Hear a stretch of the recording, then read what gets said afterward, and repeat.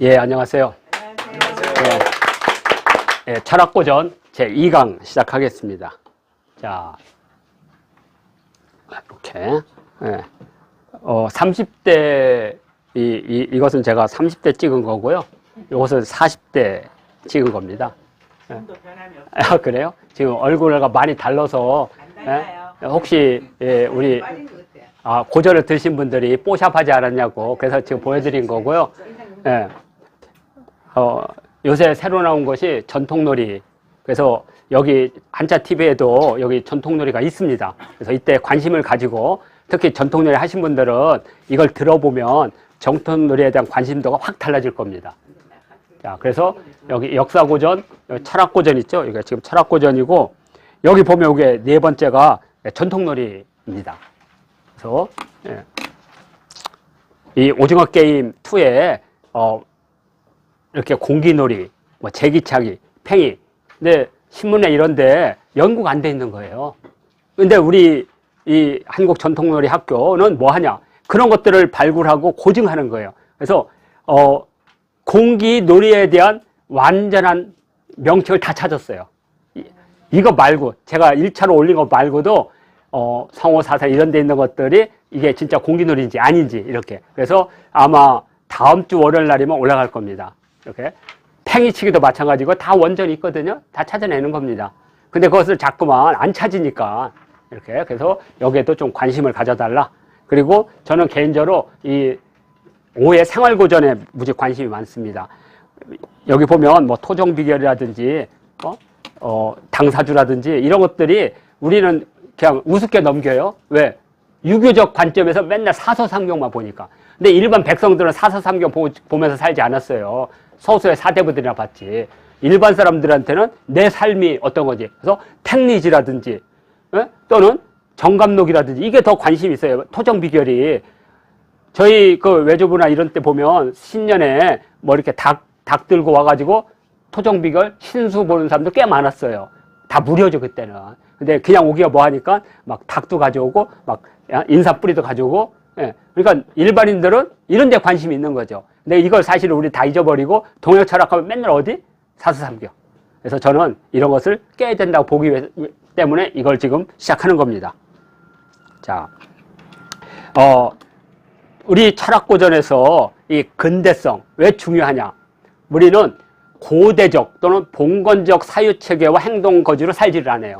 이미 예를 들어서 제가 여기 계신 여성분들에게 칠거지약을 얘기하고 3억도를 얘기하고 그래가지고 남편이 죽으면 3년 동안 차가운 데서 덜덜 떨면서 있으라고.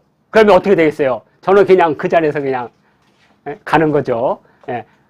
여자들 말이야 남편이 죽으면 청상이야 이렇게. 서리빨면서 죽게 이렇게. 따뜻한 데 있으면 안 되니까. 얼마나 그게 불평등하고 반민주적이에요. 반인권적이고. 그죠? 아니야. 화장실에서 막 웃죠. 울다가 싹 뺏기면서 회장이야. 자, 그래서 근대성이란 뭐냐면 적어도 기존의 질서, 고대적 질서에 대해서 누군가는 반기를 들은 거죠. 그런 들은 사람 중에 우리가 대표적으로 정여립이라는 사람을 듣는 겁니다. 그러니까 한국 사회에서의 근대성을 상징한 사람이 정여립과 허균이에요. 허균은 너무나 잘 알죠. 홍길동전.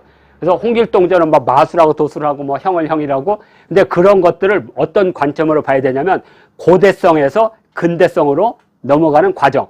그러면 고대성에서 근대성으로 넘어가는 과정은 뭐냐? 바로 한자 문화에서 한글 문화로 넘어가는 과정이다. 이렇게 보면 돼요.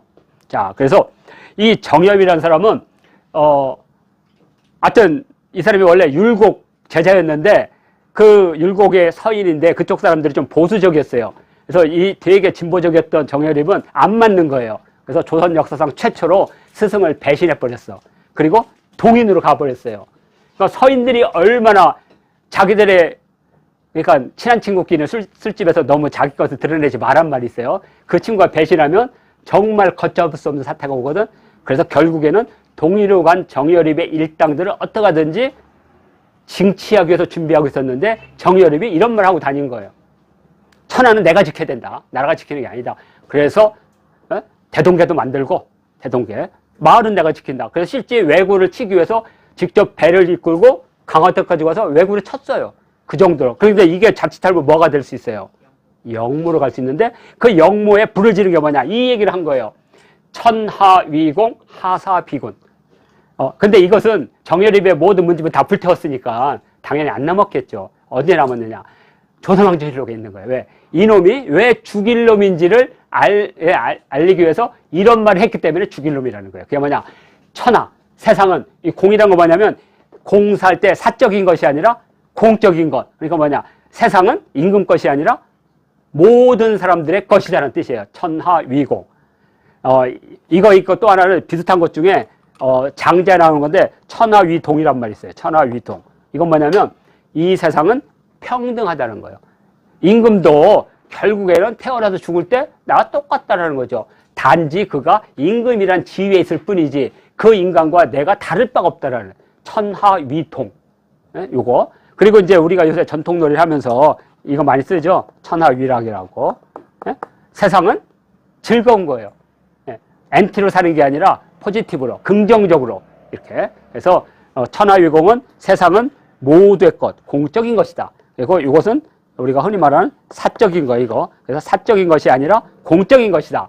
그리고 또 하나냐, 천하는 공적인 거기 때문에 어떤 사람이 국가의 주권을 독점하면 된다는 거죠. 그러니까 조선시대의 주권은 누가 독점했느냐? 왕이 독점한 거예요. 그래서 그걸 왕권이라는 거예요. 왕권.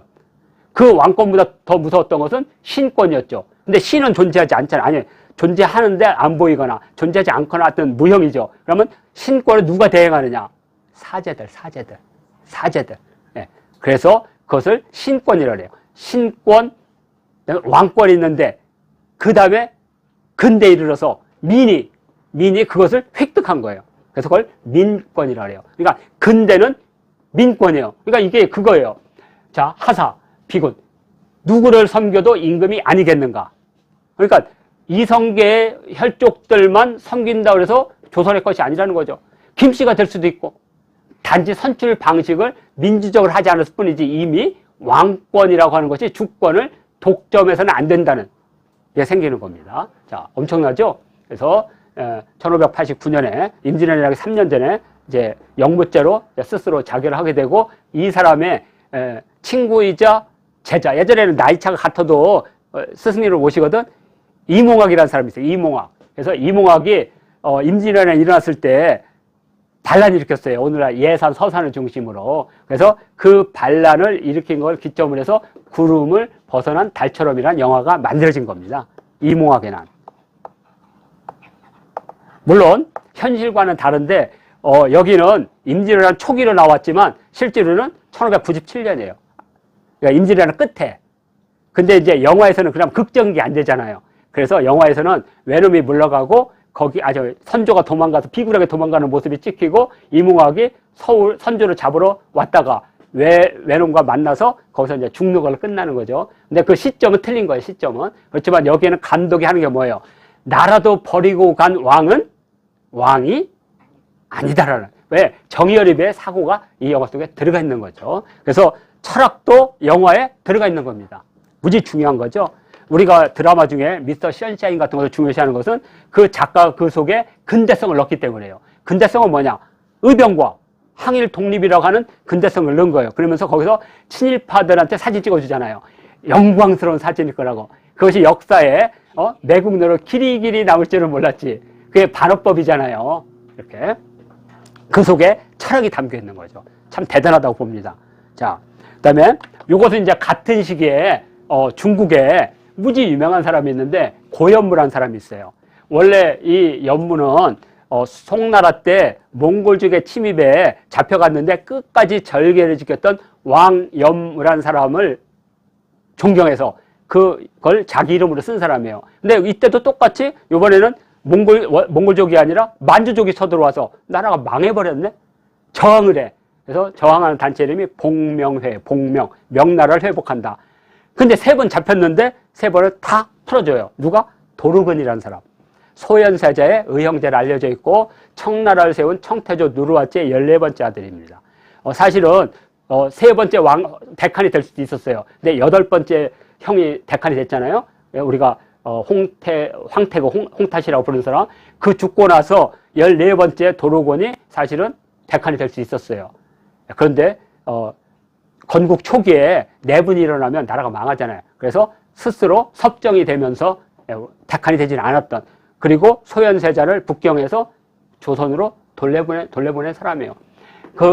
그때 그 도로곤이 살려줘요. 그때 이제 이 사람이 산속의 은거에서 일지로라는 책을 씁니다. 날마다 배워야 된다. 그래야지 우리가 나라 일은 이것을 안다. 그래서 일지록을 쓰는데 그 일지록에 첫 번째 이 말이 있는 겁니다. 천하흥망 필부유책. 자, 무슨 뜻이냐? 이 천하는 명나라를 말하는 게 아니에요. 중화를 말하는 겁니다. 나라는 바뀔 수 있지만 중화적 전통은 바꾸면 안 된다는 거예요. 왜? 오랑캐와 우리는 다르다가는 이렇게. 그래서 천하가 일어나고 망하는 것은 누가 더 책임이 있다? 그러니까 왕권은 왕이 있을지 몰라도 중화라는 것은 모두의 것이기 때문에, 그래서 백성에도 책임이 있다니까 사람들이 질문할 거 아니에요. 왜 백성들의 책임을 지냐? 백성들은 주권도 없었는데. 그러니까 그 다음에 뭐가 나오겠어요? 그래서 백성이 주권을 가져야 된다는 걸로 넘어가겠죠? 바로 근대성이 탄생하게 됩니다. 자, 그래서 고연무의 일지록은 조선시대 때 정말 많이 읽었어요. 근데 이것을 조선의 그 선비들은 실천을 안 했죠. 그렇죠? 자, 그러면 누가? 바로 이 사람입니다. 황종이. 황종이가 그 물음에 대해서 답을 했어요. 답을 뭐라고 했느냐? 위천하지 대자는 군이의다. 뭐냐면 천하에서 가장 해로운 것이 되는 사람, 천하에서 가장 해로운 놈은 군주일 따름이다. 얼마나 무서워요. 그래서 이 명이란 말이 어떤 거냐면, 아래쪽은 불이에요. 이게 주역 팔개에서 불이죠. 이건 땅입니다. 그러면 땅에 불을 덮으면 어떻게 돼요? 꺼지죠. 꺼지는데 명화기 때문에 안 꺼져. 명화기 때문에 꺼질 듯 하면서 안 꺼지는 거예요. 그러면 이제 언젠가는 이게 뚫고 올 거죠. 그게 대방이에요. 기다린다는 거예요. 누구? 우리 중화를 구원할 그 사람을 기다리면서 책을 쓴 거예요. 이 첫 구절이에요. 위천하지 대자는 군이의다. 이게 왜 중요하냐면 신의 혁명의 깃발의 구호였어요. 신의 혁명의 깃발 8자. 자, 이거 깃발 들고 갔거든요. 자, 그래서 어떻게 됐느냐? 이 명이 대방. 그래서 이 황종이를 근대 시민운동의 아버지라고 봐요. 그러면 이 천하를 구할 사람은 뭐냐 이거죠. 군주를 대체할. 그게 바로 민이었어요. 민. 그래서 여기에 처음으로 민권이 탄생합니다.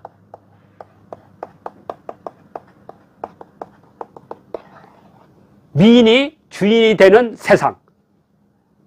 언제예요 이게? 생각해보세요. 1610년이니까 400년 전에 이런 생각을 했어요. 그래서 이 사람을 동아시아의 루소다 이렇게 말했습니다. 프랑스 대혁명 일으킨 루소보다 무려 200년 전에 이 생각을 했고, 이 사람보다 더 빨리 한 사람이 누구예요? 이 사람 1610년 사람이잖아요. 정열이요. 50년 전에 벌써 얘기를 했죠. 대단하죠. 그런데 중국은 혁명을 일으켰고 우리는 나라를 뺏겼고, 그 차이는 뭐냐? 실천의 문제였어요. 실천의 문제.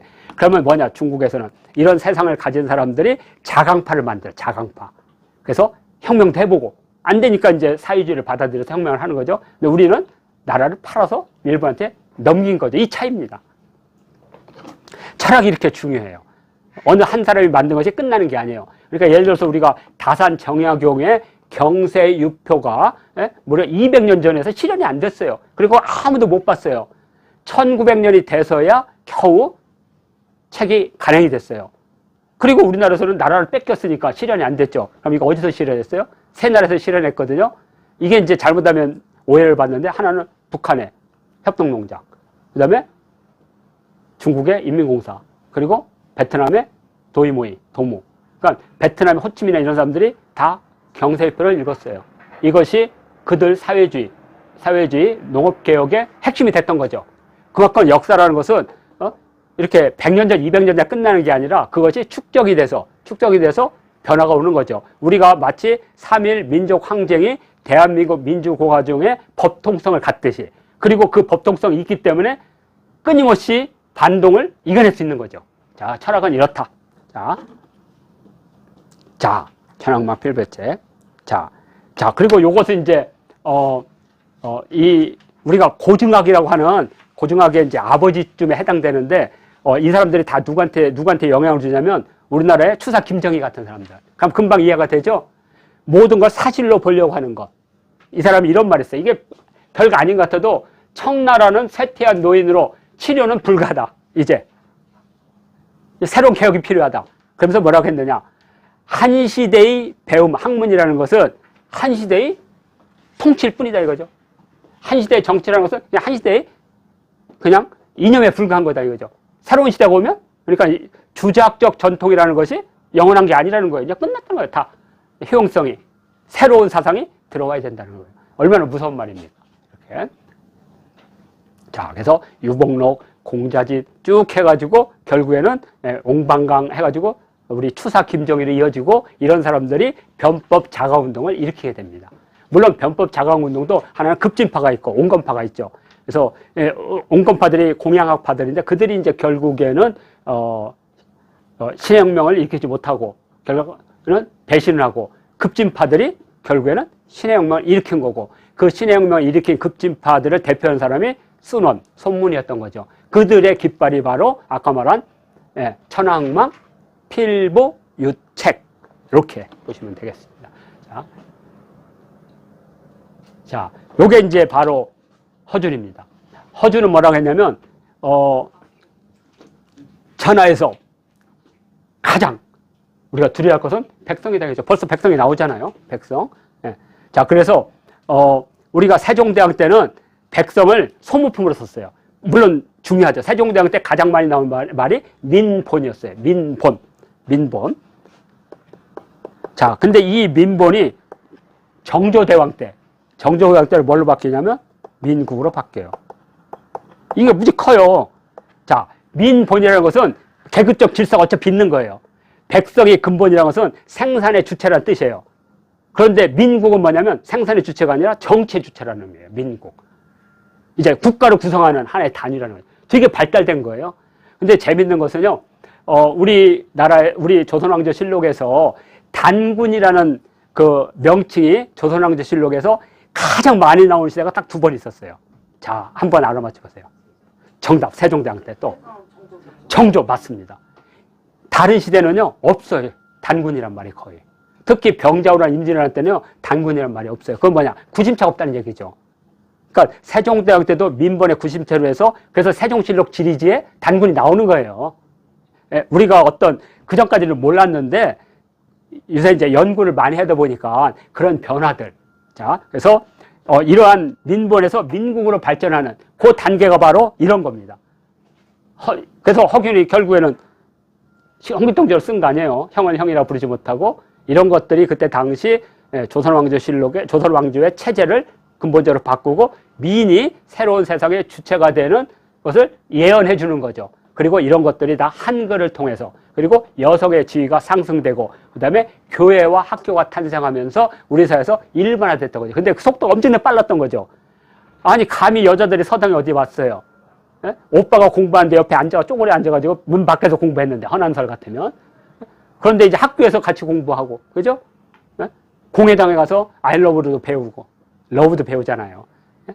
저는 미스터 선샤인에서 그런 하나하나들을 놓치지 않았으면 좋겠어요. 자, 이렇게 해서 제2강 마치도록 하겠습니다.